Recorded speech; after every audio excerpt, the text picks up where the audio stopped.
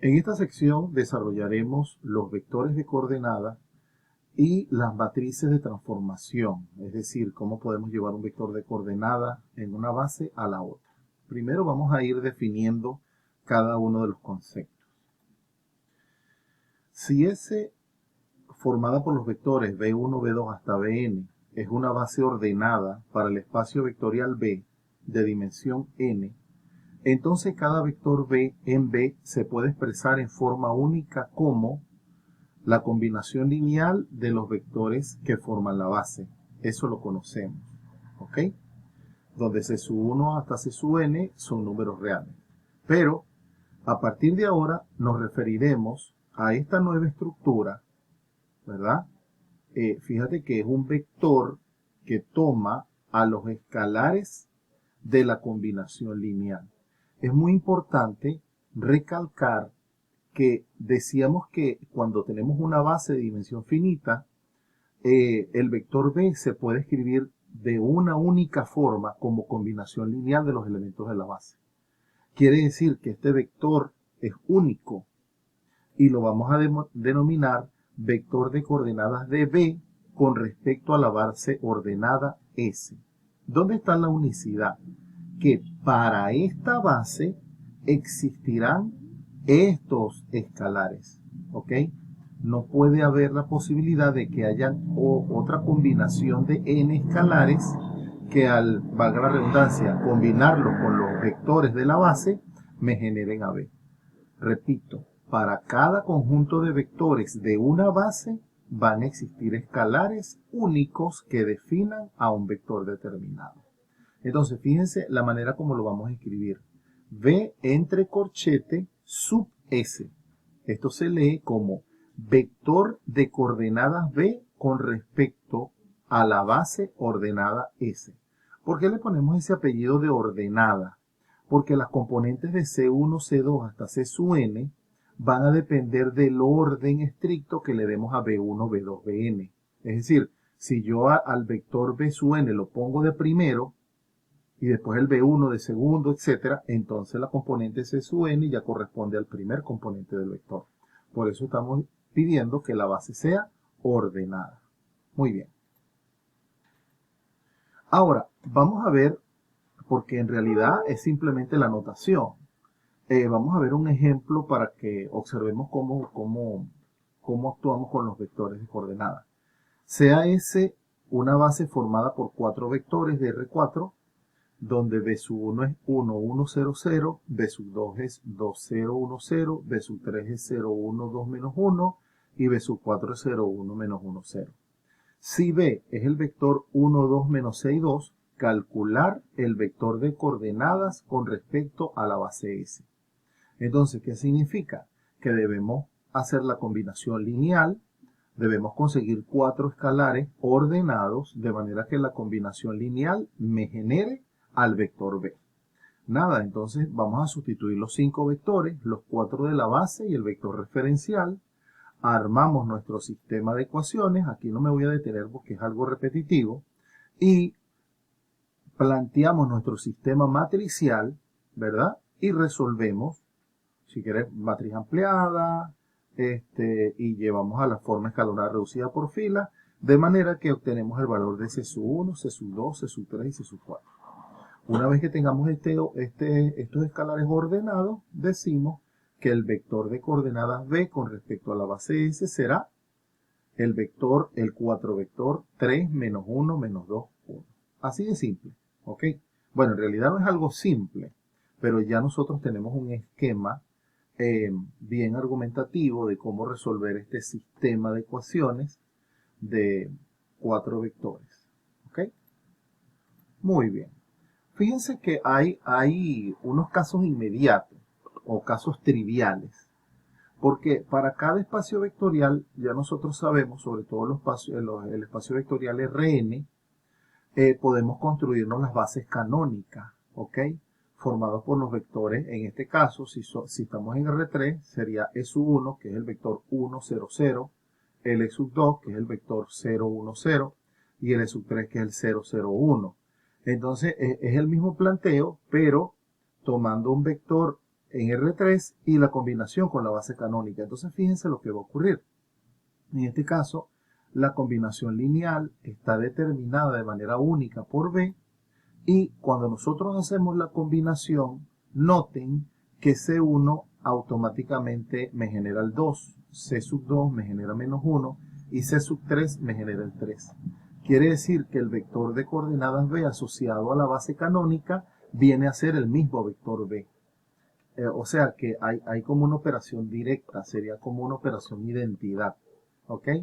Repito, este es en el caso de que tengamos la base canónica en R3.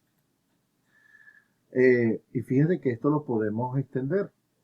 Aquí la observación es básicamente lo que dije. En el ejemplo anterior, el vector de coordenadas para la base S de B con respecto a S coincide con B debido a que S representa la base canónica. Entonces lo mismo ocurre para R4, R5, etc. Ahora, para que podamos ir ahondando en esto, ya sabemos que un espacio vectorial no necesariamente tiene una base. ¿Ok? Para esto, en el ejemplo 3, vamos a tomar como espacio vectorial AP1, que es el espacio de todos los polinomios de grado menor o igual a 1, y sean S formado por dos vectores y T formado por dos vectores, bases para P1. Fíjense que en este caso B1 es T y B2 es 1. Si hacemos una analogía con los vectores canónicos, B1 igual a T vendría a ser el vector canónico, porque un polinomio de grado 1 tiene la forma AT o A sub 1T más A sub 0. Sería primera componente el coeficiente de la T y segunda componente sería el término independiente. Entonces este sería el equivalente al vector 1, 0. De igual forma, B sub 2 sería el equivalente al vector 0, 1, porque el coeficiente que acompaña a la T, como no aparece aquí el término de T, es porque se asume que es 0. Entonces quiere decir que S viene a ser la base canónica para el espacio P sub 1. Y W1 es el vector T más 1 y W2 es el vector T menos 1. Son un par de vectores linealmente independientes y que generan a todo el espacio P sub 1. O sea que ambas son bases. También me están hablando de un polinomio en particular, un polinomio de grado 1 que es 5T menos 2. Y me dice, calcule el vector de coordenadas del vector B con respecto a la base S y con respecto a la base T. Obviamente, el que es con respecto a la base S me debería dar 5 menos 2, tratándose de que la base S es la equivalente base canónica para este espacio vectorial. Pero vamos a sacar las cuentas. En el primer caso, vamos a generar B como combinación lineal de B1 y B2, que son los vectores de la base S. Entonces, a partir de allí, sustituimos los polinomios, es decir, los vectores, hacemos los cálculos correspondientes y llegamos efectivamente a que C1 es 5 y C2 es menos 2, cosa que presumíamos, ¿no? Entonces el vector de coordenadas con respecto a la base S es el 2 vector 5 menos 2. De la misma forma, si calculamos lo propio pero con respecto a la base T, ahora vamos a hacer las combinaciones con W1 y W2, que son los que forman la base. En ese sentido, sustituimos los polinomios, hacemos los cálculos respectivos, la correspondencia entre polinomios, es decir, igualando lineal con lineal e independiente con independiente, llegamos a un sistema 2×2, lo resolvemos y obtenemos que C1 es 3 medios y C2 es 7 medios. Esto significa que el vector de coordenadas con respecto a la base T es el 2 vector 3 medios, 7 medios. Hasta este momento nosotros no le vamos a dar una interpretación geométrica a lo que constituye el vector de coordenadas.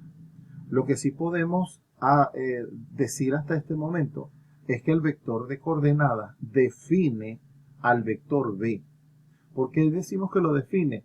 Porque nos muestra cuáles son los coeficientes que se generan de la combinación lineal que es única. ¿Ok? Sería más o menos, claro, lo que pasa es que todavía estamos iniciándonos en esto, pero ustedes recuerdan cuando en los polinomios nosotros seleccionamos solamente los coeficientes para hacer el método de Ruffini, por ejemplo. Entonces, muchas veces en matemática es importante tener una representación equivalente no solamente de la expresión algebraica, sino de algunos elementos que la definan a ella de manera única para poder trabajar de forma más práctica. Entonces, por lo pronto, lo que vamos a definir es que el vector de coordenadas, ¿verdad? Viene a representar a cualquier vector de un espacio vectorial de manera única. Bien, ahora vamos a pasar al segundo objetivo de la clase de hoy, porque el primero representaba definir lo que era un vector de coordenadas. Ahora, iniciemos esta segunda fase de la clase con esta observación. Los vectores de coordenadas de los elementos de un espacio vectorial se comportan algebraicamente en forma similar a los propios vectores.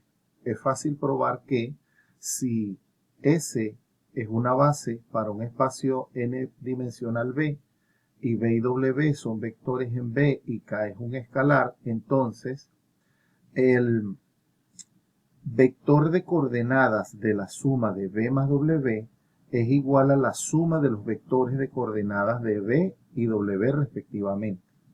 Y el múltiplo vectorial o el vector de coordenadas del múltiplo escalar de B con respecto a la base S es igual al múltiplo escalar del vector de coordenadas B con respecto a la base S. O sea, lo que se está diciendo acá es que la operación de suma, aquí estamos definiendo una propiedad de suma de vectores de coordenadas, y además estamos diciendo que son operaciones cerradas, ¿verdad? Y la multiplicación por escalar también. En todo caso, aquí se está definiendo como una linealidad en las operaciones. Se está diciendo que el vector de coordenadas de la suma es igual a la suma de los vectores de coordenadas. Y se está diciendo que el vector de coordenadas del múltiplo escalar es igual al múltiplo escalar del vector de coordenadas. Es porque estas propiedades las vamos a utilizar en el proceso que continúa. En todo caso, para que trabajemos ordenadamente, yo voy a detener acá el video y inicio un segundo video con la propiedad que nos interesa introducir.